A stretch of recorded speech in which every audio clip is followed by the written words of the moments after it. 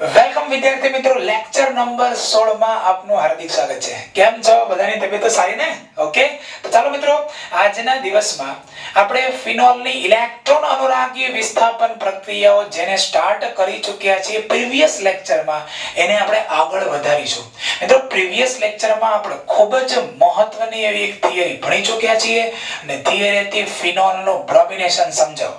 જો મિત્રો, ફિનોલની નીચા તાપમાને અધ્રુવીય દ્રાવકમાં, અધ્રુવીય દ્રાવક બોલો અથવા બોલાય નીચી ધ્રુવીયતા વાળા ક્લોરોફોર્મ અને કાર્બન ડાઇસલ્ફાઇડ જેવા દ્રાવકની હાજરીમાં બ્રોમિન સાથે જો ફિનોલની પ્રક્રિયા કરવામાં આવે, ઓર્થોબ્રોમોફિનોલ અને પેરાબ્રોમોફિનોલ નિપજ તરીકે મળે છે. ઓકે, અને એમાં પેરાબ્રોમોફિનોલ જે છે એ મુખ્ય નિપજ તરીકે મળે છે, જ્યારે ઓર્થોબ્રોમોફિનોલ એ ખૂબ ઓછા પ્રમાણમાં મળે છે. આ જ પ્રક્રિયામાં જો વેરિએશન શું કરવામાં આવે, તાપમાન ઓરડાનું હોય એટલે કે ઓરડાના તાપમાને ફિનોલની બ્રોમિન જળ સાથે પ્રક્રિયા કરવામાં આવે. એમાં કન્સેપ્ટ મેં તમને એમ કીધો હતો કે બ્રોમિન જળ છે મીન્સ પાણી તો છે જ, એટલે કે અધ્રુવીય દ્રાવકને બદલે પાણી એ કોણ છે? ધ્રુવીય દ્રાવક હોય. તો જ્યારે ફિનોલની ધ્રુવીય દ્રાવકમાં બ્રોમિન સાથે અર્થાત કે બ્રોમિન જળ સાથે જો પ્રક્રિયા થાય તો 2,4,6 ટ્રાઇબ્રોમોફિનોલના સફેદ રંગના અવક્ષેપ મળતા હતા. તો આ થિયરીને પૂર્ણ કરી અને આજે આપણે જઈ રહ્યા છીએ most important theory and which is the ફિનોલનું નાઇટ્રેશન સમજાવો. મિત્રો, 3 માર્ક્સમાં આ પ્રશ્ન પૂછાઈ શકે. Very very very most IMP, ખૂબ જ મહત્વનો પ્રશ્ન છે મિત્રો, જેડબલી માટે, નીટ માટે. અને એક્ચ્યુઅલી આ થિયરી તો અત્યારે આપણે ભણી રહ્યા છીએ એ એનસીઈઆરટી ની ભણી રહ્યા છીએ, પણ આના જે ફંડામેન્ટલ કન્સેપ્ટ જે છે એ જેડબલી અને નીટ જેવી કોમ્પિટિટિવ એક્ઝામિનેશન્સ માટે ખૂબ જ અગત્યના છે. મિત્રો, તમને ખબર હશે કે બેન્ઝીનનું જો નાઇટ્રેશન કરવું હોય તો માત્ર સાંદ્ર HNO3 ની હાજરીમાં બેન્ઝીનનું નાઇટ્રેશન નહોતું થતું. તો બેન્ઝીનનું નાઇટ્રેશન કરવા માટે સાંદ્ર HNO3 અને સાંદ્ર H2SO4 નું મિશ્રણ લેવામાં આવે છે અને નિપજ તરીકે આપણને નાઇટ્રોબેન્ઝીન મળતું હતું. પણ હવે જરા ધ્યાન રાખજો, આપણે ભાઈ અત્યારે ભણી રહ્યા છીએ ફિનોલ.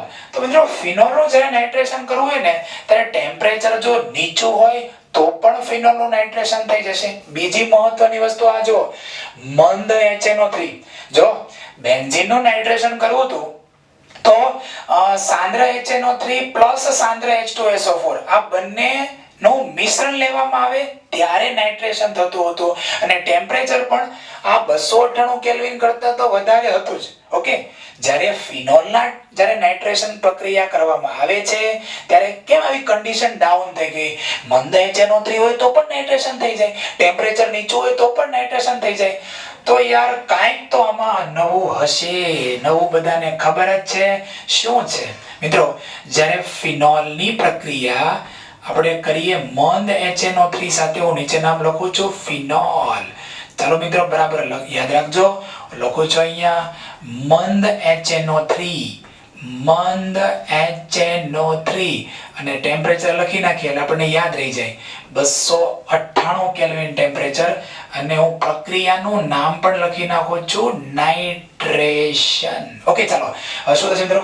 આ તમને બધાને ખબર છે, ફિનોલમાં રહેલો OH સમૂહ છે એમની કઈ અસર છે મિત્રો? પ્લસ M અસર. બોલો યસ ઓર નો? ફિનોલમાં રહેલા જે OH સમૂહ છે ને એની કઈ અસર છે? પ્લસ M અસર. અને તમને યાદ હશે યાર કે પ્લસ M અસર નું મહત્વ શું? ઇલેક્ટ્રોન અનુરાગી વિસ્થાપન પ્રક્રિયાની સ્પીડ ઘણી બધી વધારી દે છે. તમને યાદ હશે જ, હાઇડ્રોકાર્બન ચેપ્ટરમાં ઓલરેડી તમે આ ભણી ચૂક્યા છો.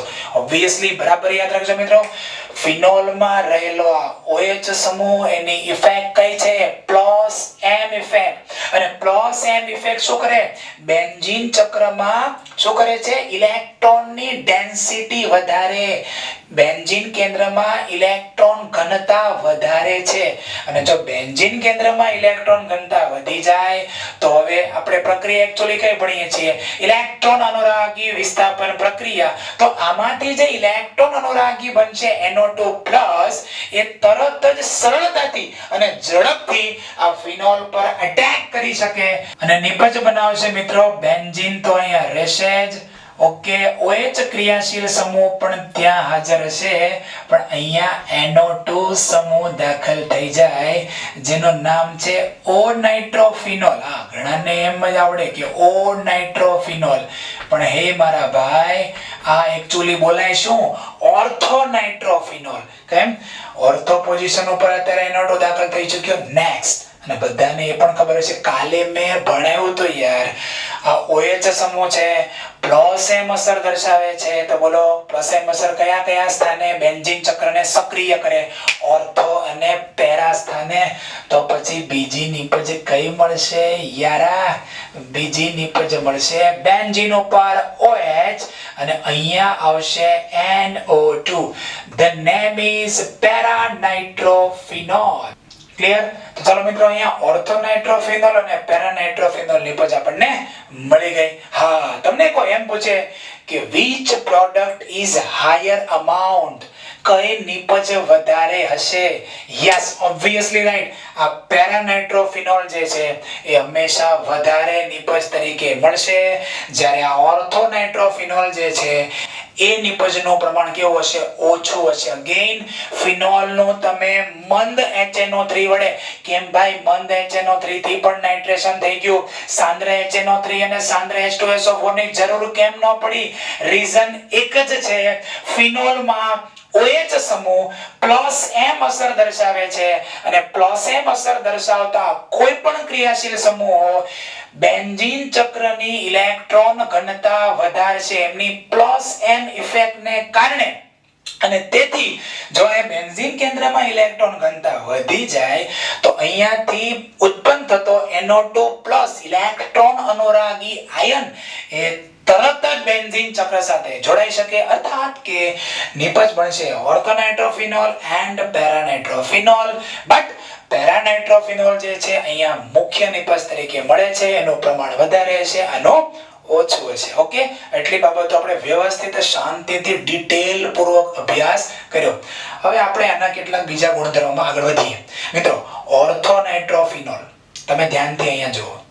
આ ઓર્થો નાઇટ્રોફિનોલ નું સ્ટ્રક્ચરલ ફોર્મ્યુલા છે N ડબલ બોન્ડ O સવર્ગ સહસંયોજક બંધ O. ક્લિયર? હવે જો મિત્રો આ જે છે ને OH છે અને આ O, હવે આ બંને વચ્ચે શું રચાશે? બોલો જલ્દી. આ OH અને આ NO2, તો આ બંને વચ્ચે શું રચાય? આંતઃ આણ્વીય H બંધ. બરાબર? આમાં જો શું લખેલું છે અહીંયા? આંતઃ આણ્વીય H બંધ રચાય છે. આંતર આણ્વીય H બંધ નહીં, હે અણુમાં જ શું રચાય છે?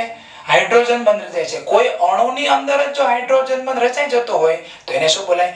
આંતઃ આણ્વીય હાઇડ્રોજન બંધ. હવે તમે અહીંયા જુઓ, આ શું છે? આ પેરા નાઇટ્રોફિનોલ છે. બરાબર છે? તો હવે હું અહીંયા સવર્ગ સહસંયોજક બંધ તો દોરી નાખું છું. અત્યારે આ ઓક્સિજન ને આ જે બીજો પેરા નાઇટ્રોફિનોલ નો અણુ છે એમાં રહેલો OH, બરાબર, આમની વચ્ચે શું રચાશે મિત્રો? આંતર આણ્વીય હાઇડ્રોજન બંધ. ડિફરન્સ શું આવ્યો? અહીંયા આંતર આણ્વીય હાઇડ્રોજન બંધ છે, અહીંયા આંતઃ આણ્વીય હાઇડ્રોજન બંધ છે. તમને પેલા એટલી બાબત સમજાઈ ગઈ કે નહીં? ક્લિયર છો ને મિત્રો? બરાબર ને? ચાલો ફરીથી એક જોઈ લઈએ. શું કે આ પેરા નાઇટ્રોફિનોલ નો એક અણુ છે, રાઈટ? આ પેરા નાઇટ્રોફિનોલ નો બીજો અણુ છે, રાઈટ ને?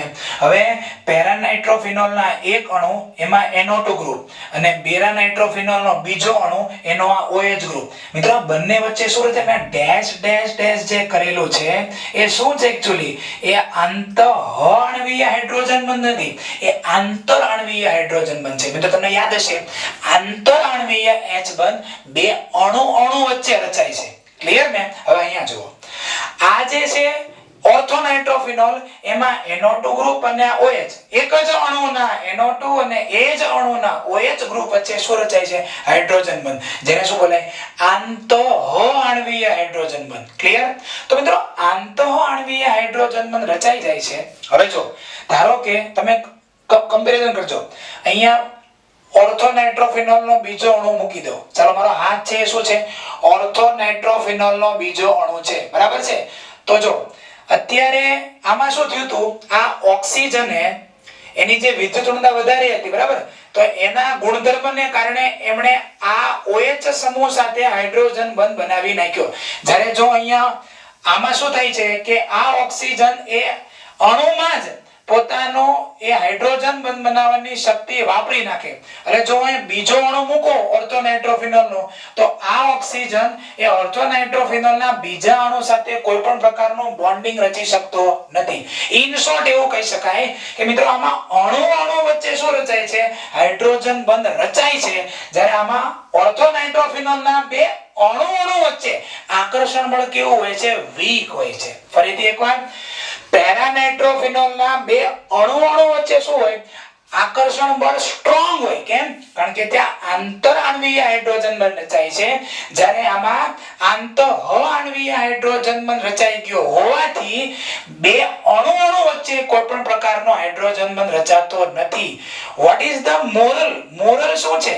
કે અહીંયા ઓર્થોનાઇટ્રોફિનોલ ના બે અણુ વચ્ચે આકર્ષણ બળ ઓછું, જ્યારે પેરાનાઇટ્રોફિનોલ ના બે અણુ વચ્ચે આંતરઆણ્વીય આકર્ષણ વધારે હોય છે. ક્લિયર? હવે તમને ખબર હશે કે જેનું આંતરઆણ્વીય આકર્ષણ બળ વધારે હોય, બરાબર છે, એનું સરળતાથી બાષ્પમાં રૂપાંતર ના થઈ શકે. જ્યારે આમાં કેવું છે? આંતરઆણ્વીય આકર્ષણ બે અણુ વચ્ચે લાગતું આકર્ષણ બળ એકદમ ઓછું છે. આથી આને સરળતાથી બાષ્પમાં રૂપાંતર કરી શકાય. આનું ઉત્કલન બિંદુ નીચું હોય એટલે પ્રવાહીમાંથી બાષ્પ સરળતાથી થઈ શકે. કેમ? કારણ કે બે અણુ વચ્ચે આકર્ષણ ઓછું છે. જ્યારે આમાં પેરાનાઇટ્રોફિનોલ નું ઉત્કલન બિંદુ ઊંચું હોય. કેમ ઉત્કલન બિંદુ ઊંચું? કારણ કે અણુ વચ્ચે શું રચાય છે?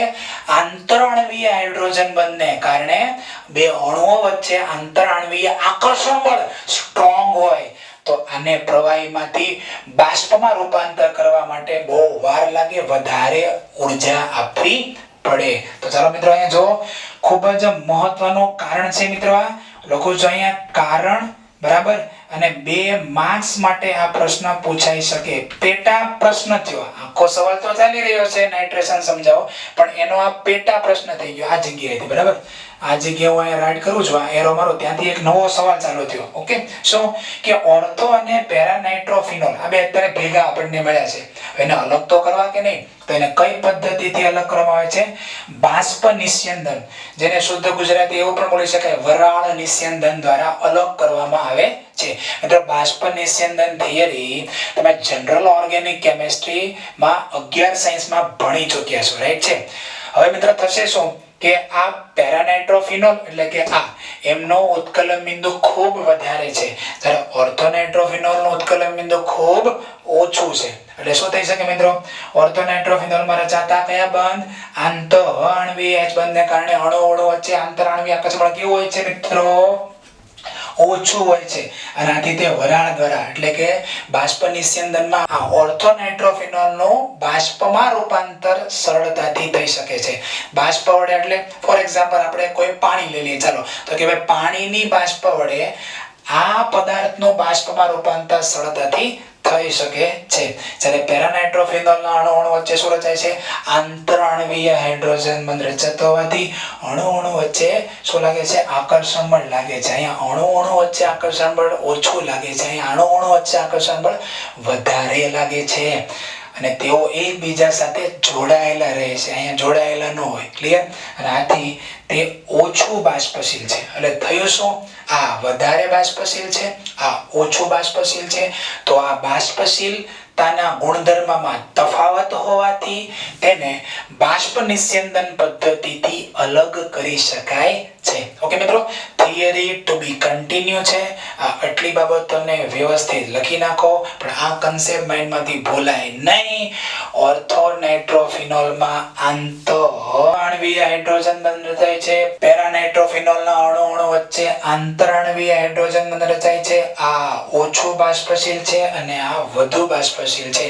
તો બાષ્પશીલતાના તફાવતને કારણે તેનું નિસ્યંદન, તેનું અલગીકરણ એકબીજાથી અલગ એ બાષ્પ નિસ્યંદન પદ્ધતિથી કરી શકાય છે. ઓકે, આટલી બાબતોને લખી નાખો.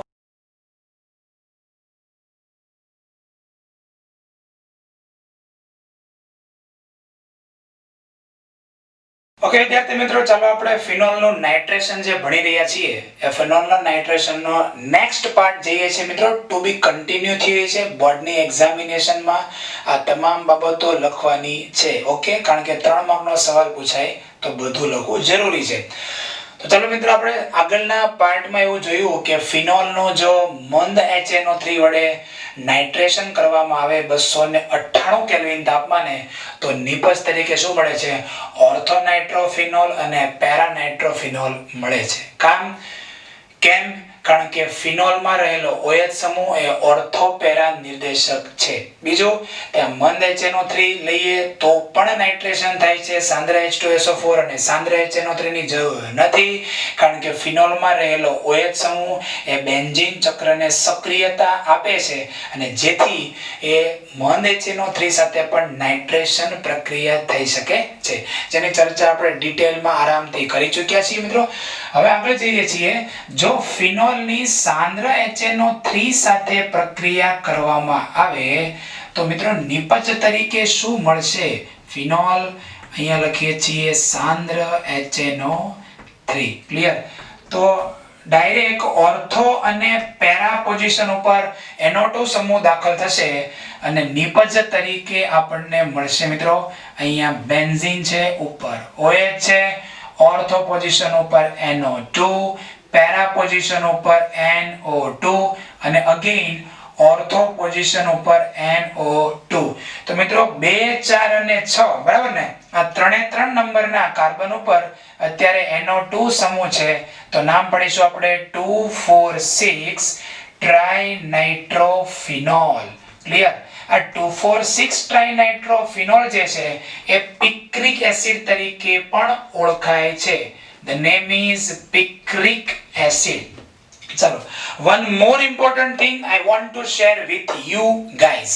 સાંભળો મિત્રો, આ ફિનોલ જે છે બરાબર, આપણે એના વિશે ચર્ચા કરી ચૂક્યા છીએ એસિડિકતામાં કે ફિનોલ એસિડિક સંયોજન તો ખરું, પણ એમની એસિડિકતા ઓછી છે.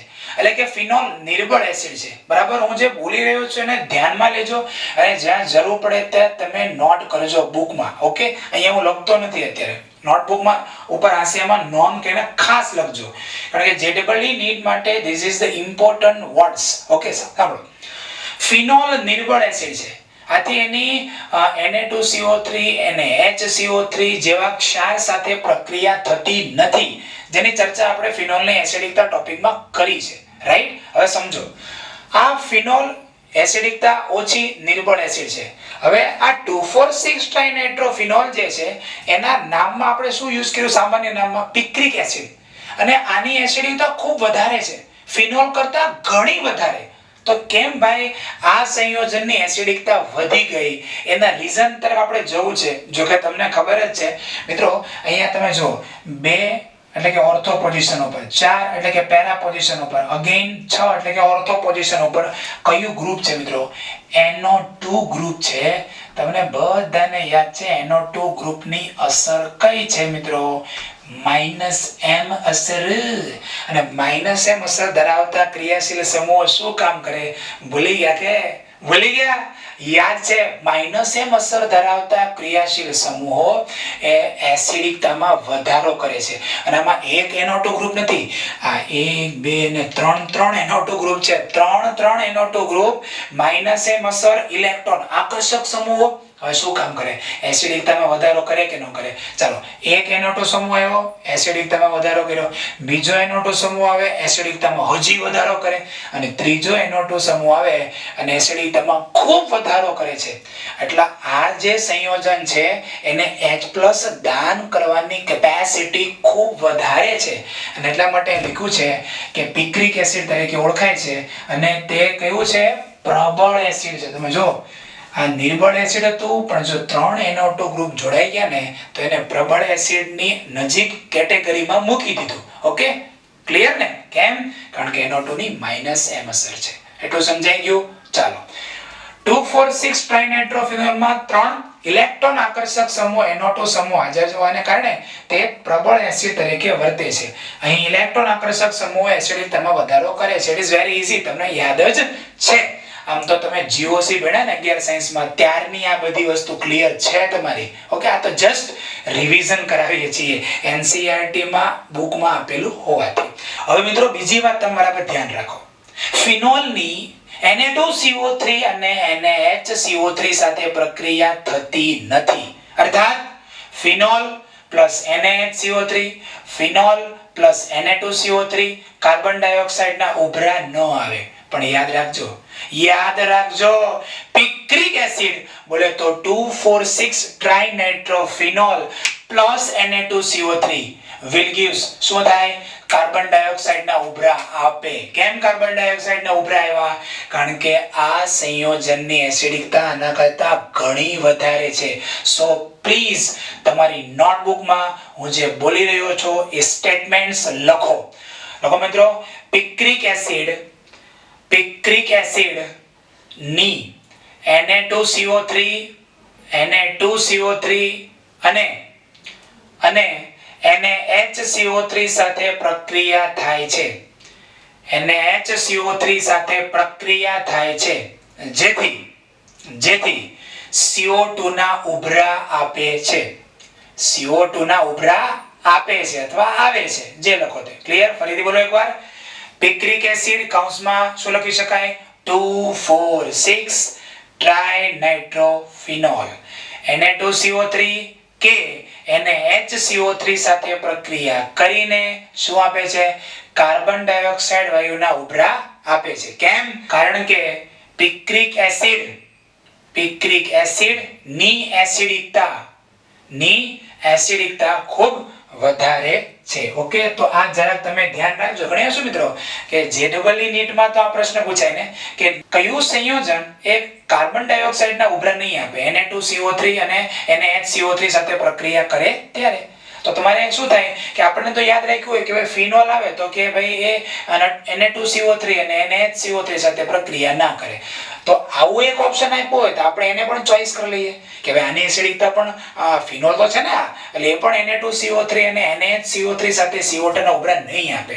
પણ અહીંયા જો આની એસિડિકતા ઘણી વધી ગઈ છે, એટલે હવે એ શું કરશે?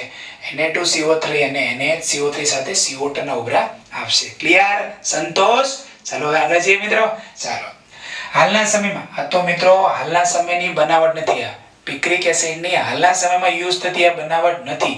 તો હાલના સમયમાં કઈ મેથડ યુઝ થાય છે આપણે એ યુઝ કરીએ. ચાલો, હાલના સમયમાં પિક્રિક એસિડ બનાવવા માટે ફિનોલની સાંદ્ર H2SO4 સાથે પ્રક્રિયા કરવામાં આવે છે.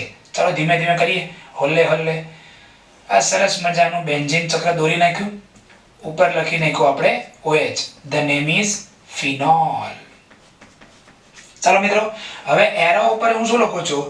સાંદ્ર H2SO4. મિત્રો સાંદ્ર H2SO4 છે એ આ ફિનોલ નું શું કરશે? સલ્ફોનેશન કરશે. અને સલ્ફોનેશન કરે બોલો કયો ગ્રુપ દાખલ થાય? બોલો જલ્દી. સલ્ફોનેશન કરે તો કયો ગ્રુપ દાખલ થાય? SO3H. એટલે મિત્રો આવું કંઈક બનશે, બેન્ઝીન. ક્લિયર? ચાલો, અહીંયા ઉપર OH, અહીંયા SO3H અને અહીંયા પણ કઈ ગ્રુપ છે મિત્રો? SO3H. ઓકે, આનું નામ શું છે સમજો? Phenol 2,4 disulphonic acid. શું નામ છે? આ ફિનોલ તો છે જ. આ બીજા અને ચોથા નંબરના કાર્બન ઉપર SO3H ગ્રુપ છે, એમને કહેવાય ફિનોલ 2,4 ડાઇસલ્ફોનિક એસિડ. ક્લિયર ને? ચાલો, હવે મિત્રો આપણે શું કરવાના છીએ? આજે ફિનોલ 2,4 ડાઇસલ્ફોનિક એસિડ બન્યું, એમની પ્રક્રિયા આપણે કરીએ સાંદ્ર HNO3. ચલો, સાંદ્ર HNO3 વડે જો નાઇટ્રેશન પ્રક્રિયા કરવામાં આવે તો નિપજ તરીકે શું મળશે મિત્રો? જે આપણે મેળવવું છે તે. ભાઈ શું મેળવવું છે આપણે? અહીંયા OH, અહીંયા NO2 ગ્રુપ, અહીંયા NO2 ગ્રુપ્સ અને અહીંયા પણ NO2. ઓકે, શું બની ગયું? આ પિક્રિક એસિડ.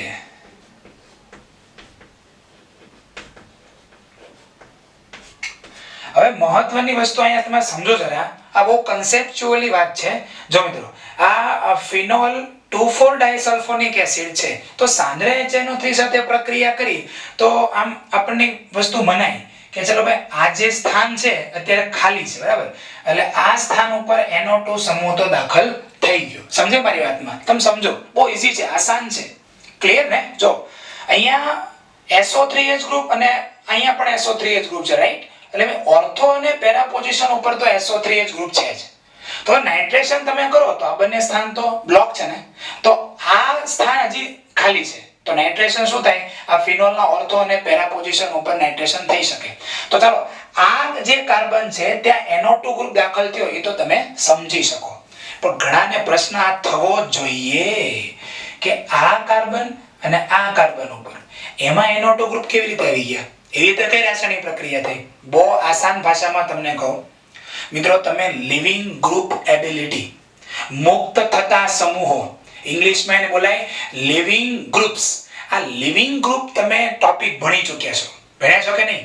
હેલોજન યુક્ત કાર્બનિક સંયોજનો, હેલો આલ્કેન અને હેલો એરિન, એમાં તમે એલજી ક્ષમતા, લિવિંગ ગ્રુપ એબિલિટી આ ટોપિક ભણ્યા છો. આ ટોપિકમાં તમે જજો અને ત્યાં જઈને આ તમને ક્યાંય દેખાય છે કે નહીં એ મને કહેજો. શું કે SO3H ગ્રુપ છે ને, it is the better leaving group. SO3H group એક ખૂબ સારું લિવિંગ ગ્રુપ છે. હું અગેન રિપીટ બોલી રહ્યો છું, તમે નોટબુકમાં નોંધ કરો. SO3H ગ્રુપ, સલ્ફોનિક એસિડ જે ગ્રુપ છે, it is the better leaving group. Okay, એ ખૂબ જ સારું લિવિંગ ગ્રુપ છે. એટલે થશે શું મિત્રો? સાંદ્ર HNO3 સાથે પ્રક્રિયા થશે એટલે આમાંથી કયો ઇલેક્ટ્રોન અનુરાગી પ્રક્રિયક બને? NO2+. આ NO2+ જે છે એ આ કાર્બન ઉપર એટેક કરશે અને SO3H ગ્રુપને બંને કાર્બન ઉપરથી રિલીઝ કરશે. SO3H ગ્રુપને દૂર કરે. કેમ દૂર થયું? કારણ કે SO3H ગ્રુપની લિવિંગ થવાની એટલે કે અહીંયાથી મુક્ત થવાની ક્ષમતા ઘણી વધારે છે. આ ખૂબ સારું લિવિંગ ગ્રુપ છે. તમને કહું છું ને, હું સમજો તમે, સારામાં સારું લિવિંગ ગ્રુપ છે. લિવિંગ ગ્રુપ એટલે શું? એ સરળતાથી મુક્ત થઈ જાય. સરળતાથી મુક્ત થઈ જતું હોય અને તમે સાંદ્ર નાઇટ્રિક એસિડ સાથે પ્રક્રિયા કરો તો બોલો આ SO3H દૂર થઈ જાય અને તેમના સ્થાને NO2 સમૂહ દાખલ થઈ જશે. એટલે અહીંયા પણ NO2, અહીંયા પણ NO2 અને અહીંયા પણ NO2. આ જગ્યા તો ખાલી હતી જ, એટલે ત્યાં તો NO2 દાખલ થઈ જાય અને જેવો એ સાંદ્ર HNO3 આવે એટલે SO3H ગ્રુપ દૂર થઈ જાય, લિવિંગ થઈ જાય અને ત્યાં NO2 દાખલ થઈ જશે. This is the most important topic. આ ખૂબ જ મહત્વની બાબત છે. હું લખું છું અહીંયા તમારી નોંધ માટે, SO3H સારું લિવિંગ ગ્રુપ છે.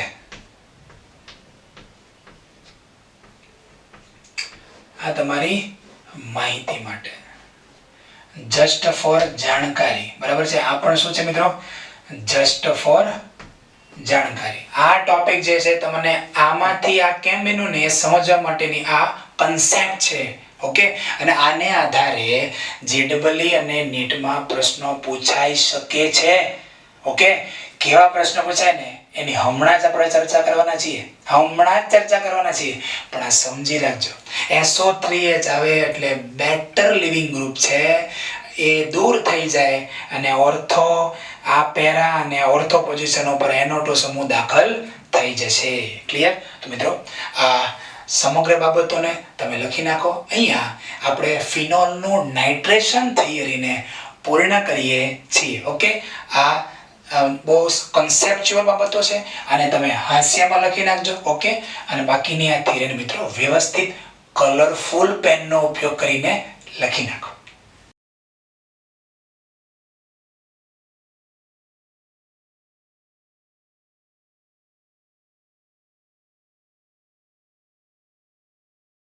ઓકે વિદ્યાર્થી મિત્રો, ચાલો આપણે MCQ તરફ જઈએ છીએ. સૌપ્રથમ આપણને પ્રક્રિયક આપેલો છે બેન્ઝીન સલ્ફોનિક એસિડ. હું હિન્ટ સ્ટાર્ટ કરું છું. ઓકે, તો બેન્ઝીન ઉપર અત્યારે SO3H ગ્રુપ છે. ક્લિયર? હવે બેન્ઝીન ઉપર SO3H ગ્રુપ છે, એમની જો NaOH સાથે પ્રક્રિયા કરાવવામાં આવે તો મિત્રો નિપજ તરીકે આપણને કંઈક આવું મળશે. બેન્ઝીન ઉપર SO3Na. મિત્રો આપણે બેન્ઝીન સલ્ફોનિક એસિડમાંથી ફિનોલની પ્રિપરેશન ભણી ગયા છીએ. તો ત્યાં એવું હતું કે હવે બેન્ઝીનમાંથી પહેલા બેન્ઝીન સલ્ફોનિક એસિડ બને અને એમની NaOH સાથે પ્રક્રિયા કરાવવામાં આવે તો સોડિયમ ફિનોક્સાઇડ બને અને જો એમાં એસિડીકરણ કરવામાં આવે તો આપણને ફિનોલ મળે છે. પણ એ જે આખી પ્રોસેસ છે ડાયરેક્ટ આપણને આપી દીધેલી છે, ડાયરેક્ટ. ઓકે, એના જે ઇન્ટરમીડિયેટ સ્ટેપ્સ જે છે એ આપેલા નથી. સો બરાબર તમે આ નોંધ કરી નાખજો. બેન્ઝીન સલ્ફોનિક એસિડ માંથી જે આપણે ફિનોલની પ્રિપરેશન જોઈને એ એના વચ્ચેના સ્ટેપ્સ છે. આ ખાસ યાદ રાખવાનું છે, આ પૂછાય છે. તો બેન્ઝીન સલ્ફોનિક એસિડ અને NaOH સાથે પ્રક્રિયા કરી તો નિપજ તરીકે શું મળશે મિત્રો? Sodium benzene sulphonate. ક્લિયર? હવે જો એમાં 2 મોલ્સ ઓફ NaOH ઉમેરવામાં આવે અને ગરમ કરવામાં આવે તો મિત્રો લખો છો અહીંયા -Na2SO3 અને માઈનસ આવશે H2O અને નિપજ તરીકે મળશે સોડિયમ ફિનોક્સાઇડ. ક્લિયર? શું મળશે મિત્રો? Sodium phenoxide. અને ત્યારબાદ જો તેમાં તમે HCl ઉમેરી દો એટલે આપણને મુખ્ય નિપજ એટલે કે અંતિમ નિપજ મળશે ફિનોલ. ક્લિયર? તો ધીસ ઇઝ ધી X. આ X છે, આ Y છે અને આ Z છે. હવે નોંધ લખો છો ફિનોલની બનાવટ. ઓકે, આ તમે જરા ધ્યાન રાખજો. આ એના વચ્ચેના સ્ટેપ્સ છે. આપણને જો ડાયરેક્ટ આ બેન્ઝીન સલ્ફોનિક એસિડની NaOH સાથે પ્રક્રિયા થઈ તો એવું લખેલું છે સોડિયમ ફિનોક્સાઇડ બને છે અને એમાં HCl ઉમેરી દેવામાં આવે H+ તો ફિનોલ બની જાય. આમાંથી ડાયરેક્ટ આપણને આ આપેલું છે, વચ્ચેના ઇન્ટરમીડિયેટ સ્ટેપ નથી આપેલા. સો બી પ્રિપેર્ડ, એલર્ટ રહેજો. આ બહુ IMP કહી શકાય એવા સ્ટેપ્સ છે. ક્લિયર? ચાલો, જે ડબલ નીટમાં પૂછી શકાય ને NCERT છે આ. ઓકે, એટલે NCERT બેઝડ પણ પ્રશ્ન પૂછાય. નેક્સ્ટ જે છે મિત્રો, ચાલો બેન્ઝીન ઉપર OH છે, પેરા પોઝિશન ઉપર SO3H છે અને Br2 આપણે વધુ પ્રમાણમાં ઉમેરેલો છે. મુખ્ય નિપજ કઈ મળશે? હવે જો મિત્રો પહેલી વાત તો એ OH છે એટલે બ્રોમિનેશન થશે ઓર્થો અને પેરા પોઝિશન ઉપર. અહીંયા બંને ઓર્થો ગ્રુપ એ ઓલરેડી ખાલી જ છે એટલે બ્રોમિન વધારે પ્રમાણમાં આપણે નાખ્યો છે એટલે અહીંયા Br દાખલ થઈ શકે, અહીંયા પણ Br દાખલ થઈ શકે.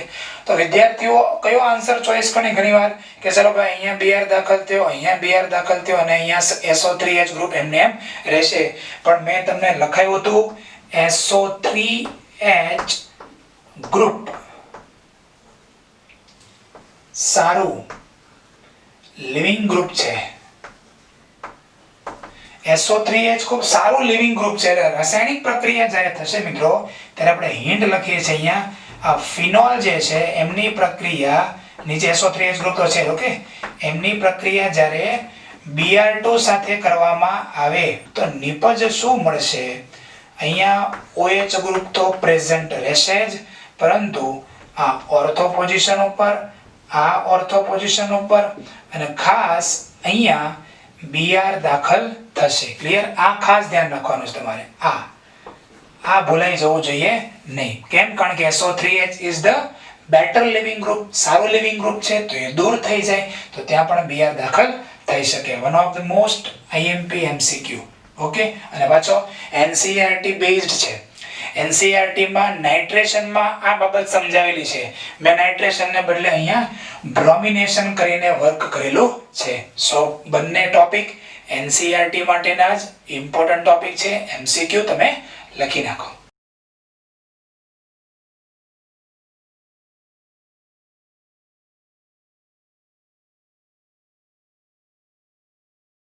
ઓકે વિદ્યાર્થી મિત્રો, ચાલો આપણે નેક્સ્ટ બે MCQ તરફ જઈએ.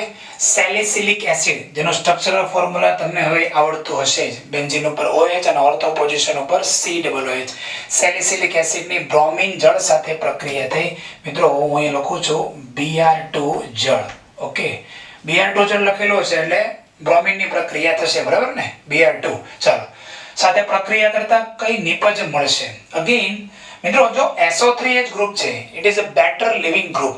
SO3H કેમ સારું લિવિંગ ગ્રુપ છે? કારણ કે SO3H સમૂહમાં રેઝોનન્સ થઈ શકે અને જે ક્રિયાશીલ સમૂહમાં રેઝોનન્સ થઈ શકતું હોય ને it is the better leaving group. એ સારામાં સારું લિવિંગ ગ્રુપ હોય.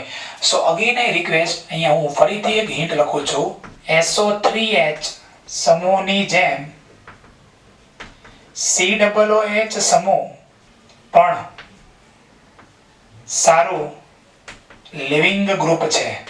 રીઝન શું કે SO3H ગ્રુપ છે, રેઝોનન્સ થઈ શકે, બરાબર છે, અને COOH સમૂહમાં પણ રેઝોનન્સ થઈ શકે, જેની ચર્ચા ઓલરેડી લિવિંગ ગ્રુપ એબિલિટીમાં તમે ભણી ચૂક્યા છો, બરાબર છે, કે લિવિંગ ગ્રુપ એબિલિટી એટલે કે LG ક્ષમતા is proportional to સંસ્પંદન. જેટલું જે ઋણાયન જે છે, બરાબર, આમાંથી તમે C ડબલ બોન્ડ O ઋણાયન બનાવો, આમાંથી તમે SO3 માઈનસ ઋણાયન બનાવી દો, અને જે ઋણાયન બનશે ને મિત્રો એમાં રેઝોનન્સ થશે, અને રેઝોનન્સ થાય તો એ સ્ટેબલ થઈ જાય, તો એ સારામાં સારું લિવિંગ ગ્રુપ હોય. બી એલર્ટ, ધ્યાન રાખજો, આ બહુ મહત્વનું છે મિત્રો. જેડબલઈ અને નીટ લેવલનો MCQ છે મિત્રો, અને NCERT ને તેનો સપોર્ટ છે, કારણ કે NCERT માં SO3H ની આપણે વાત હમણાં કરી દીધી, બરાબર ને, પિક્રિક એસિડ ની બનાવટમાં ચર્ચા કરી હતી. અહીંયા મેં ડિફરન્સ ખાલી એટલો કર્યો છે કે SO3H સમૂહને બદલે COOH સમૂહ લીધેલો છે. ક્લિયર?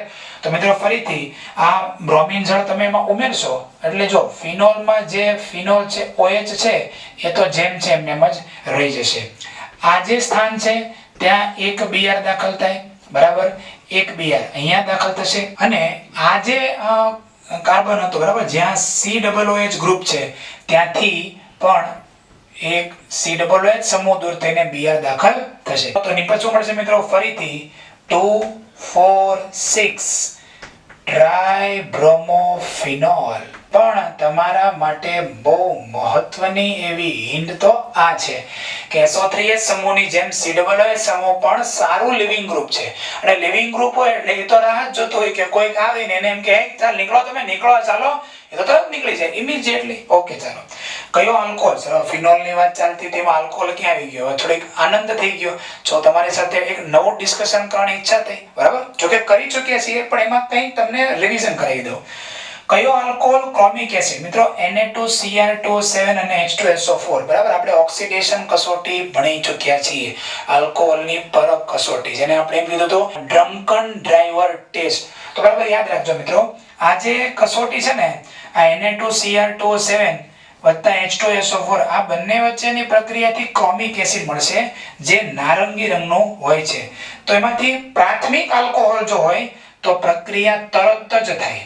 જો દ્વિતીયક આલ્કોહોલ હોય અને જો મિત્રો તૃતીયક આલ્કોહોલ હોય, એમાં તમે જો ક્રોમિક એસિડ વડે પ્રક્રિયા કરો તો પ્રક્રિયા થશે નહીં, અર્થાત કે નારંગી રંગના દ્રાવણનું લીલા રંગમાં રૂપાંતર નહીં કરે. સો આન્સર આવશે આપણો સી. ઓકે મિત્રો, તો બંને MCQ ને કલરફુલ પેન થી લખજો, અને હિન્ટ છે ને એ લખવાનું ભૂલતા નહીં. લખી નાખો.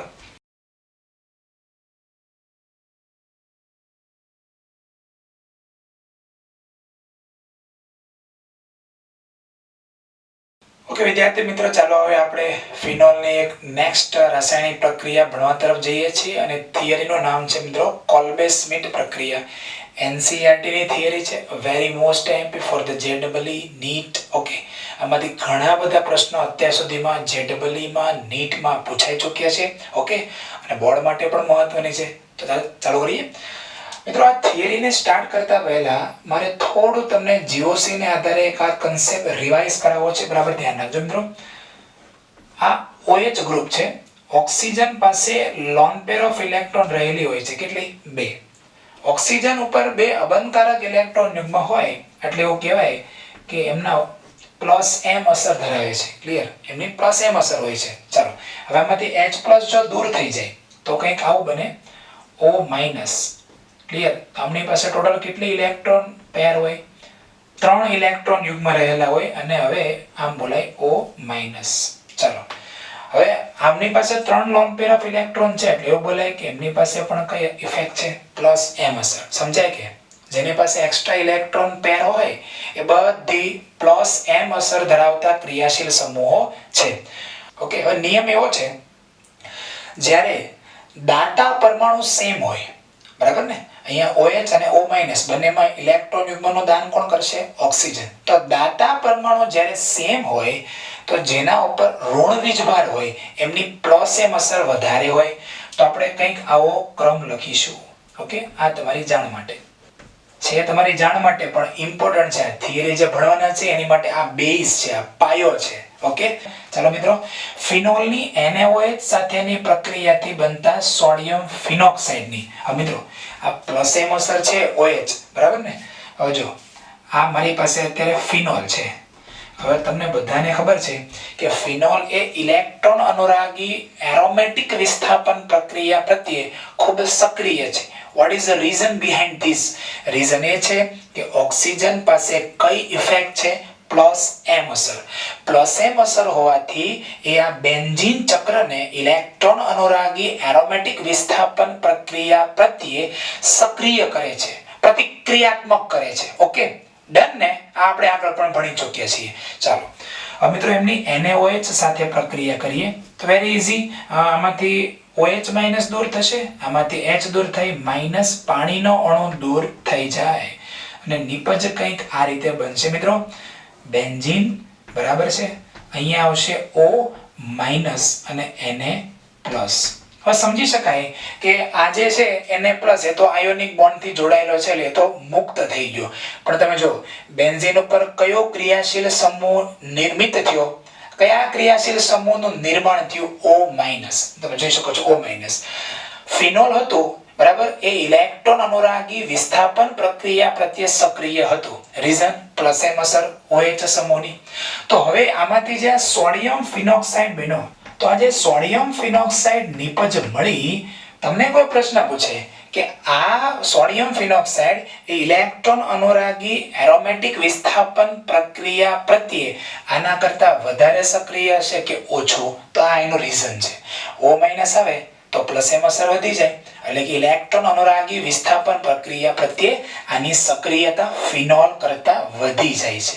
એટલી તમારા માઇન્ડમાં હવે ખબર પડી હશે, તમે હવે સમજી શકશો. ચાલો વાંચો. ફિનોલની NaOH સાથેની પ્રક્રિયાથી બનતા સોડિયમ ફિનોક્સાઇડની એટલે કે આની ઇલેક્ટ્રોન અનુરાગી એરોમેટિક વિસ્થાપન પ્રક્રિયા. અત્યારે એરોમેટિક રિંગમાં વિસ્થાપન પ્રક્રિયા થાય છે ને, એટલે શું બોલીએ છીએ? ઇલેક્ટ્રોન અનુરાગી એરોમેટિક વિસ્થાપન પ્રક્રિયા પ્રત્યેની પ્રતિક્રિયાત્મકતા કોની સરખામણીમાં? ફિનોલની સરખામણીમાં વધુ હોય છે. આનું રીઝન જો જોવું હોય તો અહીંયા છે. ચાલો, આથી તે CO2 જેવા નિર્બળ ઇલેક્ટ્રોન અનુરાગી પ્રક્રિયક સાથે ઇલેક્ટ્રોન અનુરાગી વિસ્થાપન પ્રક્રિયા કરે છે. ચાલો મિત્રો, આપણે અહીંયા શું લખીએ? CO2 બરાબર છે. હવે CO2 જેવો આમાં દાખલ થાય, આપણને નિપજ તરીકે કંઈક આવું મળશે. શું મળશે મિત્રો? બેન્ઝીન ઉપર અહીંયા છે OH અને અહીંયા છે COONA. ક્લિયર? આ જો નામ જે છે આપણે પછી લખીએ. ચાલો, અને હવે જો આમાં H+ HCl નાખી દો, બરાબર ને? સમજાય ને? H+ એટલે શું? એસિડ. જો એસિડ નાખી દો તો કંઈક આવી મને નિપજ મળી જાય, જે બધા તમે જાણો છો. અહીંયા OH આવશે અને આ સ્થાન ઉપર કયો ગ્રુપ આવશે? COOH. નામ શું છે મિત્રો આનું? નામ છે આનું સેલિસિલિક એસિડ. ક્લિયર? ચાલો, હવે આમાં બે ગ્રુપ્સ છે, એક છે OH અને એક છે COOH. ચાલો, ક્રિયાશીલ સમૂહ મુખ્ય કયો? આ.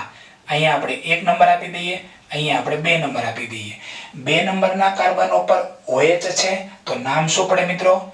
2-હાઇડ્રોક્સી બેન્ઝોઇક એસિડ. ક્લિયર? 2-હાઇડ્રોક્સી, બરાબર ને? 2 નંબર ઉપર OH છે એટલે 2-હાઇડ્રોક્સી અને બાકી શું રહી ગયું? બેન્ઝીન ઉપર COOH એટલે બેન્ઝોઇક એસિડ. તો નામ થઈ ગયું 2-હાઇડ્રોક્સી બેન્ઝોઇક એસિડ. હવે મિત્રો આપણે આ જે સંયોજન છે એનો IUPAC નામ બનાવવું છે. મિત્રો જો એસિટિક એસિડ હોય બરાબર, CH3COOH, એમાંથી H+ દૂર થઈ જાય તો જે ભાગ બાકી રહી ગયો CH3COO- એને તમે શું બોલો છો? એસિટેટ. યસ ઓર નો? તો હવે આ સેલિસિલિક એસિડ છે, અત્યારે આમાં સોડિયમ છે, અર્થાત કે સેલિસિલિક એસિડમાં જે અહીંયા હાઇડ્રોજન છે એ અહીંયા નથી, તો આને શું કહી શકાય? સેલિસિલેટ. સમજાય કે કેમ આનું નામ સેલિસિલિક એસિડ છે? જો ફોર્મિક એસિડ હોય એમાંથી એક H+ દૂર થાય તો શું બને? ફોર્મેટ. બરાબર છે? એસિટિક એસિડ હોય એક H+ દૂર થાય તો શું બને? એસિટેટ. બરાબર? ઇથેનોઇક એસિડ હોય એક H+ દૂર કરી નાખો શું બને? ઇથેનોએટ. એમાં સેલિસિલિક એસિડ છે એમાંથી એક H+ દૂર થઈ ગયો તો બાકી રહેલો જે ઘટક છે શું કહેવાય? સેલિસિલેટ. અને આગળ સોડિયમ તો છે જ, તેનું નામ થશે મિત્રો સોડિયમ સેલિસિલેટ. આ રીતે આપણે એનું નામ બનાવ્યું. હવે ચાલો મિત્રો IUPAC નામ બનાવીએ. આ જ રીતે આ સંયોજનનો IUPAC નામ શું? Two hydroxy benzoic acid. આમાં H+ ઘટી ગયો તો શું બોલાય? Two hydroxy benzoate. પણ અહીંયા સોડિયમ છે, નામ શું પાડીશું મિત્રો? Sodium two hydroxy benzoate. ક્લિયર? તો અહીંયા આપણે આ જે આપણી મુખ્ય થિયરી છે કોલ્બે-સ્મિથ પ્રક્રિયા એ પૂર્ણ કરીએ છીએ. ફરીથી રિવિઝન કરાવી દો. ફિનોલ એને NaOH સાથે પ્રક્રિયા કરો, સોડિયમ ફિનોક્સાઇડ બને. આ જે સોડિયમ ફિનોક્સાઇડ છે એની ઇલેક્ટ્રોન અનુરાગી વિસ્થાપન પ્રક્રિયા પ્રત્યેની સક્રિયતા એ ફિનોલ કરતા વધારે છે. આથી નિર્બળ ઇલેક્ટ્રોન અનુરાગી CO2 સાથે જો એની પ્રક્રિયા થશે તો શું બનશે? Sodium salicylate. અને દ્રાવણમાં તમે શું નાખી દો? H+ અર્થાત કે દ્રાવણને એસિડિક બનાવી દો તો તમને સેલિસિલિક એસિડ એ મુખ્ય નિપજ તરીકે મળે છે. એનો બીજો એક નામ છે ઓર્થો હાઇડ્રોક્સી બેન્ઝોઇક એસિડ. બરાબર? આ COOH એ મુખ્ય ક્રિયાશીલ સમૂહ છે. આના ઓર્થો પોઝિશન ઉપર OH છે એટલે શું બોલાય? Ortho hydroxy benzoic acid. તો one of the most important theory. તો ચાલો આ થિયરીને મિત્રો તમે લખી નાખો.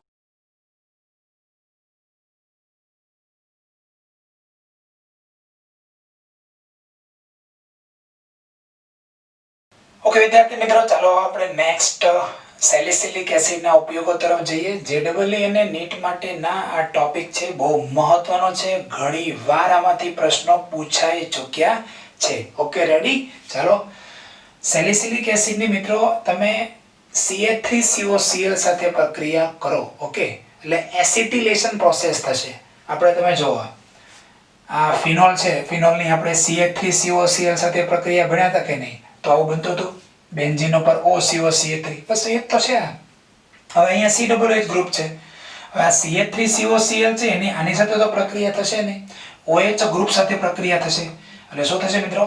અહીંયા COCH3 સમૂહ દાખલ થયો. એટલે પ્રક્રિયાનું નામ શું પાડ્યું? એસિટિલેશન. હવે આ જે નિપજ મળી છે એને આપણે શું કહીએ છીએ? બોલો, આગળ આવી ગયું છે. એસ્પિરિન વેદનાહાર ઔષધ છે, તાપશામક ઔષધ છે. યાદ આવે છે બધું? ઓકે ચાલો.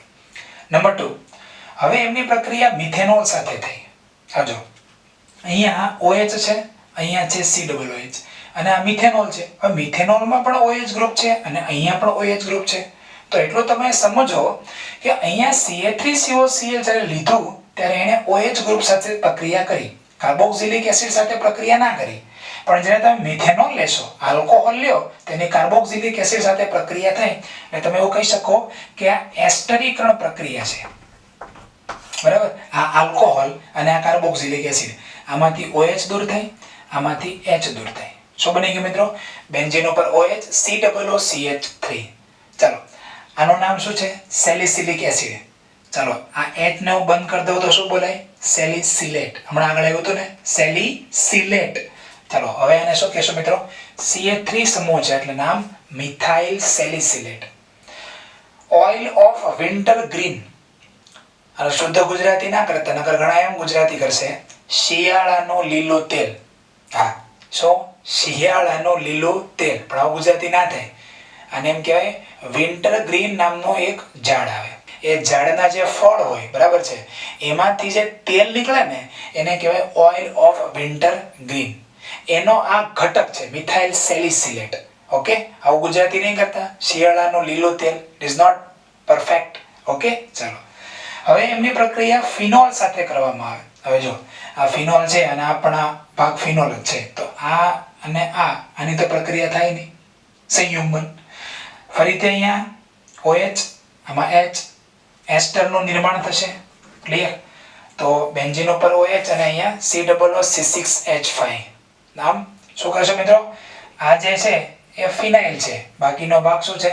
સેલિસિલેટ. તો નામ થઈ ગયું ફિનાઇલ સેલિસિલેટ, જેનો બીજો પણ એક નામ છે મિત્રો સેલોલ, જંતુનાશક છે. ક્લિયર? તો આ બહુ મહત્વના એવા ઉપયોગો છે મિત્રો, ખૂબ જ મહત્વના છે. હું આને 12 સ્ટાર આપી દઉં. કેટલા સ્ટાર? 12 સ્ટાર. JEE અને નીટ માટે. હવે આખી એક સિક્વન્સ પૂછાય. પહેલા ફિનોલ આપેલું હોય, એરો ઉપર લખેલું હોય NaOH, સેકન્ડ સ્ટેપમાં CO2 અને H+, એટલે સેલિસિલિક એસિડ બની ગયું. હવે એમાં એરો ઉપર લખેલો છે CH3COCl, તો નિપજનું બંધારણ પસંદ કરો. અથવા લખેલો છે મિથેનોલ, નિપજનું બંધારણ પસંદ કરો. અને આપેલો છે ફિનોલ, POCl3. ક્લિયર? નિપજનું બંધારણ પસંદ કરો.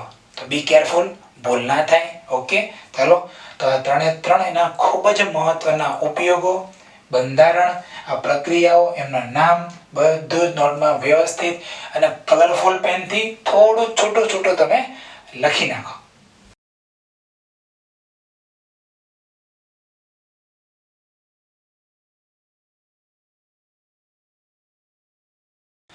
ઓકે વિદ્યાર્થી મિત્રો, ચાલો આપણે ફરીથી કેટલા સ્ટાર છે તમે વાંચી લો. કેટલા? 12 સ્ટાર. NCERT નો આ ટોપિક છે 12 star. 1 star, 2 star, 3 star, 7 star તો ક્યાંય દૂર થઈ ગયા. 12 સ્ટાર થિયરી IMP છે. અને થિયરી નું નામ છે રીમર-ટીમાન પ્રક્રિયા સમજાવો. અને એટલી બધી IMP થિયરી પછી એટલી નાની એમથી એકદમ નાની છે. ઓકે, તો રેડી બધા? ફિનોલની NaOH ની હાજરીમાં ક્લોરોફોર્મ નું સૂત્ર શું? બોલો જલ્દી. ક્લોરોફોર્મ નું સૂત્ર CHCl3. તો ફિનોલની NaOH ની હાજરીમાં ક્લોરોફોર્મ સાથે રાસાયણિક પ્રક્રિયા થશે એટલે બેન્ઝીનના ઓર્થો સ્થાનમાં OH સમૂહ દાખલ થાય. આ પ્રક્રિયાને કહેવાય રીમર-ટીમાન પ્રક્રિયા. હવે હું તમને ડાયરેક્ટ પ્રક્રિયા લખીને સમજાવું તો તમને બધાને વ્યવસ્થિત આઈડિયા આવી જાય. ઓકે, ચાલો ક્લિયર. હવે ફિનોલની પ્રક્રિયા, ચાલો શું લખેલું છે?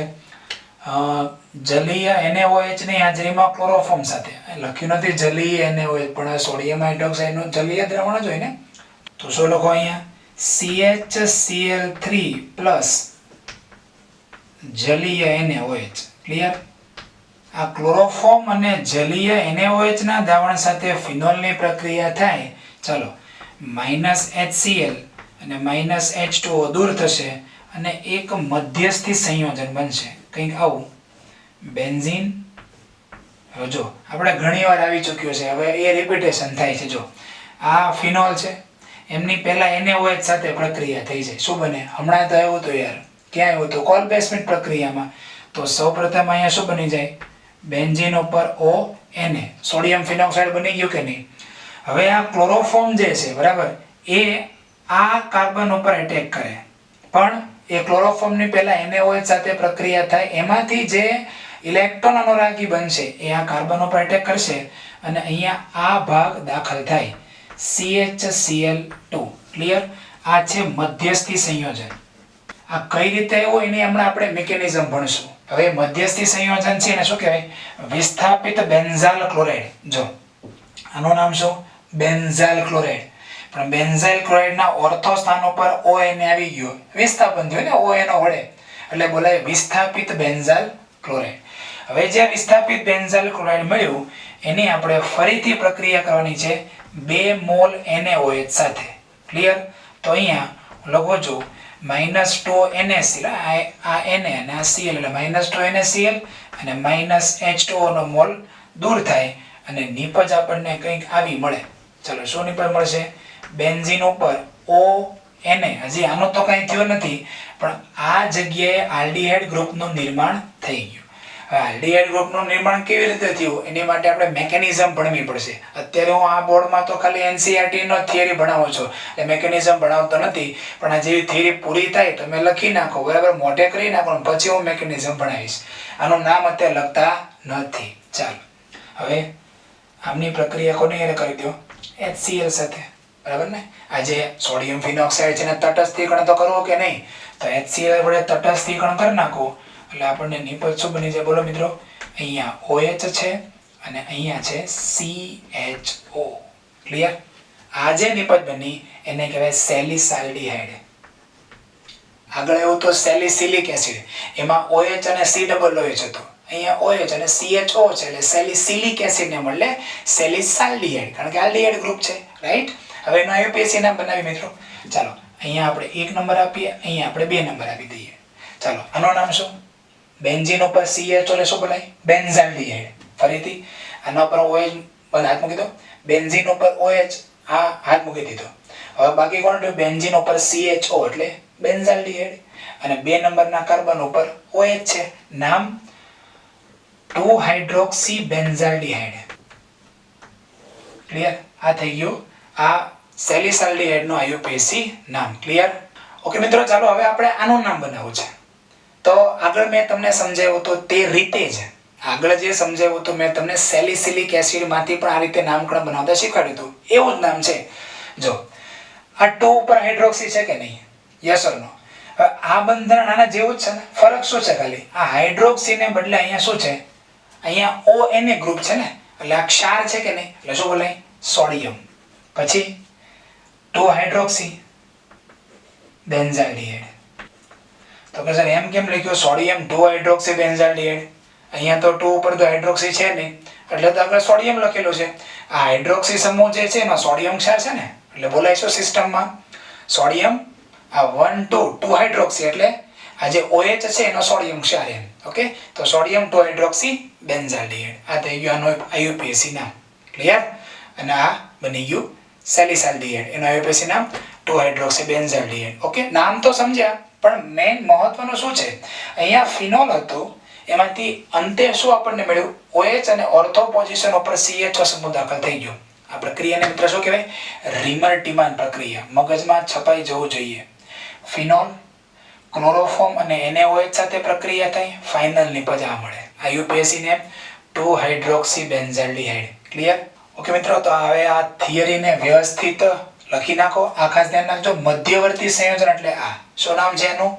વિસ્થાપિત બેન્ઝાલ ક્લોરાઇડ. આનો IUPAC નામ નથી આપેલું. આ શું છે? બેન્ઝાલ ક્લોરાઇડ. એમાં બેન્ઝાલ ક્લોરાઇડ જે હતું એમાં 2 નંબરના કાર્બન ઉપર ONA સમૂહ વડે વિસ્થાપન થઈ ગયું, એટલે નામ શું પાડી દીધું? વિસ્થાપિત બેન્ઝાલ ક્લોરાઇડ. બરાબર? એનો જળ વિભાજન કરી નાખો. બરાબર? જળ વિભાજન થઈ જાય એટલે આપણને પણ મળી જાય સેલિસાલ્ડિહાઇડ. ઓકે, તો નાનકડી એમથી 2 માર્કની થિયરી, પણ કેટલા સ્ટાર? 12 સ્ટાર. આવી થિયરીને મિત્રો વ્યવસ્થિત નોટબુકમાં કલરફુલ પેનથી સમીકરણ લખીને લખી નાખો, અને પછી એની મેકેનિઝમ તરફ આપણે જઈએ.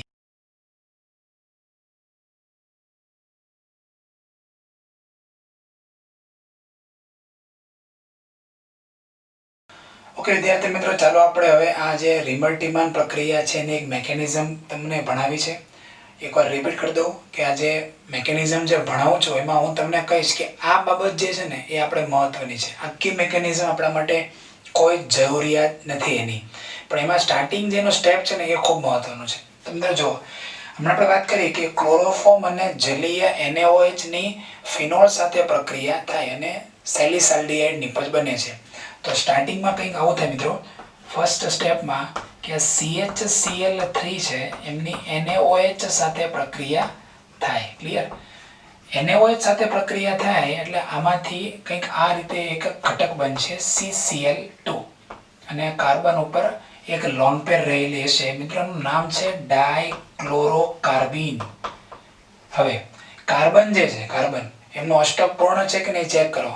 તો આ કાર્બન આ CCl2 નું બંધારણ કંઈક આ રીતે છે. C અહીંયા છે Cl, અહીંયા છે Cl, અને એમની પાસે આ રીતે 2 ઇલેક્ટ્રોન રહેલા છે. હવે તમે એનો અષ્ટક પૂર્ણ છે કે નહીં ચેક કરો તો અહીંયા 1 2 આ બંધના 2 ઇલેક્ટ્રોન, એટલે 2 ને 2 4, ને બંધના બીજા 2, એટલે ટોટલ કેટલા ઇલેક્ટ્રોન થયા? 6 ઇલેક્ટ્રોન થયા. 6 ઇલેક્ટ્રોન થઈ ચૂક્યા છે. અષ્ટક પૂર્ણ કરવા માટે 2 ઇલેક્ટ્રોન હજી ઘટે છે. એટલે આ ઇલેક્ટ્રોન અનુરાગી છે કે કેન્દ્ર અનુરાગી છે એ તમે સમજો પહેલા. ઇલેક્ટ્રોન અનુરાગી ક્યારે હોય? જ્યારે એને પોતાની ઇલેક્ટ્રોન ઘટતા હોય. બરાબર? એટલે બીજા પાસેથી ઇલેક્ટ્રોન મેળવવા માટે તે ખેંચાય. એટલે પોતે કેવો છે? ઇલેક્ટ્રોનનો ચાહક. બરાબર ને? ઇલેક્ટ્રોનનો ચાહક છે એટલે બોલાય આ એક ઇલેક્ટ્રોન અનુરાગી છે. બરાબર? વત્તા Cl- અને વત્તા H2O, આ રીતે આખો ઘટનાનું નિર્માણ થશે. આ જે છે ને એ મહત્વનું છે.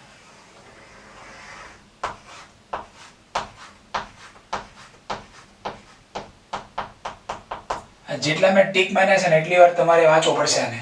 હવે સ્ટાર્ટ કરીએ મિત્રો. આ જે ફિનોલ છે, બરાબર, આ ફિનોલની NaOH સાથેની પ્રક્રિયાથી ફર્સ્ટ સ્ટેપમાં બનશે શું મિત્રો? અહીંયા પાઈ બોન્ડ, અહીંયા પાઈ બોન્ડ, અહીંયા પાઈ બોન્ડ, અહીંયા આ રીતે કંઈક O- બનેલું હશે. Yes or no? O- હશે. મિત્રો ફર્સ્ટ સ્ટેપમાં એની સાથે પ્રક્રિયા કોની થશે? CCl2 ની. બરાબર? આ જે ફિનોક્સાઇડ આયન છે એમની ફર્સ્ટ સ્ટેપમાં CCl2 જે પોતે ઇલેક્ટ્રોન અનુરાગી પ્રક્રિયક છે એની સાથે રિએક્શન થાય. આ CCl2 જે છે એની સૌપ્રથમ આ બેન્ઝીન કેન્દ્ર ઉપર આક્રમણ થતી પ્રક્રિયા થશે. પણ આપણે એરો કઈ રીતે મારીશું? આ પાઈ બોન્ડ જે છે એ આ CCl2 ને પોતાની તરફ આકર્ષે. પ્રશ્ન એવો પૂછાશે કે ભાઈ રિમર-ટિમર પ્રક્રિયાનું તમને સમીકરણ આપશે અને પછી શું પૂછશે કે આ પ્રક્રિયા સાથે સંકળાયેલ ઇલેક્ટ્રોન અનુરાગી કયો. હા, હું જે બોલ્યો સવાલ એકનો એક બેઠો સવાલ લગભગ 4 થી 5 વાર પૂછાઈ ચૂક્યો છે અનુક્રમે JEE માં, નીટમાં અને જી એડવાન્સમાં. એક જ પ્રકારનો પ્રશ્ન, એક જ પ્રકારનો આન્સર. શું થશે? આ ઇલેક્ટ્રોન યુગ્મ અહીંયા આવશે, બરાબર ને, માઇનસ સિંગલ ડબલ સંસ્પંદન થાય અને આ જે પાઈ બોન્ડ છે આની સાથે બોન્ડ બનાવશે એટલે કંઈક આવું બનશે. થોડો અટપટું ચટપટું છે મિત્રો. અહીંયા પાઈ બોન્ડ તો છે જ, અહીંયા પણ પાઈ બોન્ડ છે. આ ઇલેક્ટ્રોન યુગ્મ અહીંયા આવી ગયું એટલે અહીંયા બની ગયું ડબલ બોન્ડ O. ક્લિયર? હવે અહીંયા કોણ જોઈન થયું? CCl2. પાઈ બંધના ઇલેક્ટ્રોન આ કાર્બન ઉપર આવી ગયા એટલે આમના ઉપર નેગેટિવ ચાર્જ આવશે. ઓકે, અને આ કાર્બન ઉપર એક હાઇડ્રોજન ઓલરેડી હતો જ. એટલે તમને ખબર પડી કે ન પડી? ફરીથી એક સમજાવું. આ ઇલેક્ટ્રોન યુગ્મ અહીંયા આવશે, સંસ્પંદન પામશે, minus single double GOC. Electron યુગ્મ અહીંયા આવી ગયું, પાઈ બોન્ડ બની ગયો. આ પાઈ બોન્ડ જે છે કાર્બન સાથે બોન્ડ બનાવી દેશે. કાર્બન એ આ પાઈ બોન્ડના ઇલેક્ટ્રોન મેળવે છે, આથી એના ઉપર નેગેટિવ ચાર્જ, અને આ કાર્બન જે હોય એના પર હાઇડ્રોજન તો છે જ. ક્લિયર? હવે શું થશે મિત્રો કે આ પ્રક્રિયા દરમિયાન આ જે ઇલેક્ટ્રોન યુગ્મ છે એ પુનઃ પાછો ક્યાં આવશે? આ કાર્બન ઉપર, એટલે અહીંયા પાઈ બોન્ડ બનાવશે અને આ ડબલ બોન્ડ જે છે પુનઃ ક્યાં આવી જશે? ઓક્સિજન ઉપર. તો અહીંયા કોણ છૂટું પડ્યું? આ H+ મુક્ત થયો. એ મુક્ત થયેલો H+ એ આ કાર્બન સાથે જોડાઈ જાય. થોડો અટપટો ચટપટો આવી ગયો ને? ફરી સમજાવું. આ જે કાર્બન છે, બરાબર, આમાં 1 2 3 ને 4 બોન્ડ છે. એમાંથી આ જે સિંગલ બોન્ડ H છે એ બોન્ડ તૂટી જાય અને બોન્ડના ઇલેક્ટ્રોન અહીંયા પાઈ બોન્ડ બનાવી દે. જેવો અહીંયા પાઈ બોન્ડ બનાવી દે એટલે શું થશે? આ પાઈ બોન્ડના ઇલેક્ટ્રોન ફરીથી પાછા ઓક્સિજન ઉપર આવી ગયા, જ્યાં હતા તેને ત્યાં. અહીંયાથી H+ મુક્ત થયો, એ આ ઋણ વીજભારિત કાર્બન સાથે જોડાઈ જાય. પૂરું. શું બનશે? બોલો. Double bond, single bond, double bond. અહીંયા શું બની ગયું? O- phenoxide. અને અહીંયા કંઈક આવા ઘટકનું નિર્માણ થાય, CHCl2. હમણાં જ્યારે આપણે NCERT માં થિયરી ભણી રહ્યા હતા ત્યારે આવું એક મધ્યસ્થી સંયોજન બન્યું હતું. બોલો યસ ઓર નો? બરાબર ને? બેન્ઝાલ ક્લોરાઇડ, વિસ્થાપિત બેન્ઝાલ ક્લોરાઇડ, એવો એક મધ્યસ્થ સંયોજનનું નામ આપણે આવ્યું હતું NCERT માં. બસ એ હવે આ રીતે બની ગયું. આ રીતે બન્યું વિસ્થાપિત બેન્ઝાલ ક્લોરાઇડ. અહીંયા Na+ તો હશે, કારણ કે અહીંયા જો સમીકરણમાં Na+ મેં લખ્યો નથી કે Na+ અહીંયા જોડાયેલો છે, સોડિયમ ફિનોક્સાઇડ. ક્લિયર? ચાલો, હવે આમની પ્રક્રિયા મિત્રો કોની સાથે કરીશું? 2 moles of NaOH સાથે. 2 moles of NaOH સાથે પ્રક્રિયા થાય એટલે શું થશે? Very simple. અહીંયા હું ગોળ કરી નાખું, O-, અહીંયા CH, single bond OH, single bond OH. બરાબર ને? 2 Cl દૂર થઈ ગયા, એની જગ્યાએ 2 OH સમૂહ દાખલ થયા. માઇનસ કરશો આપણે 2 NaCl. હવે એક જ કાર્બન ઉપર 2 OH સમૂહ સંભવિત નથી. આગળ પણ ચર્ચા કરી ચૂક્યા છીએ. એક જ કાર્બન ઉપર 2 OH સમૂહ સંભવિત નથી એટલે ઇમિડિયેટલી શું થશે? આમાંથી માઇનસ પાણીનો અણુ દૂર થઈ જાય. અને પાણીનો અણુ દૂર થઈ જાય એટલે મિત્રો નિપજ શું બની જશે? કમ ઓન, નિપજ બની જશે O- અને અહીંયા આવી જાય CHO. અને પછીના સ્ટેપમાં એમાં H+ ઉમેરી દો, જે આપણે NCERT માં પણ કર્યું હતું. નિપજ શું બની ગઈ? અહીંયા OH અને અહીંયા CHO. આ થઈ ગયું આપણી ફાઇનલ પ્રોડક્ટ. સમજાય કે? તો આ થઈ ગઈ મેકેનિઝમ. આખી મેકેનિઝમમાં મહત્વનું આ જ છે.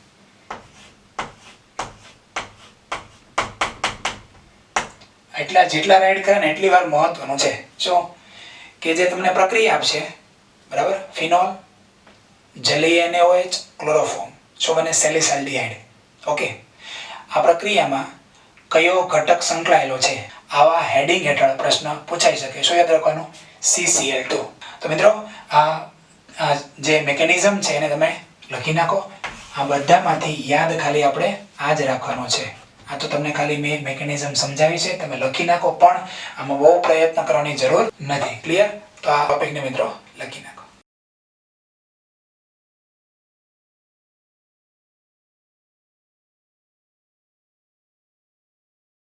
ઓકે વિદ્યાર્થી મિત્રો, ચાલો તો પેલો સેલિસાલ્ડિહાઇડ નો જે આપણે થિયરી ભણ્યા, રિમર-ટિમર પ્રક્રિયા, એની આ સવાલ પણ આપણે સાથે જોઈ લઈએ.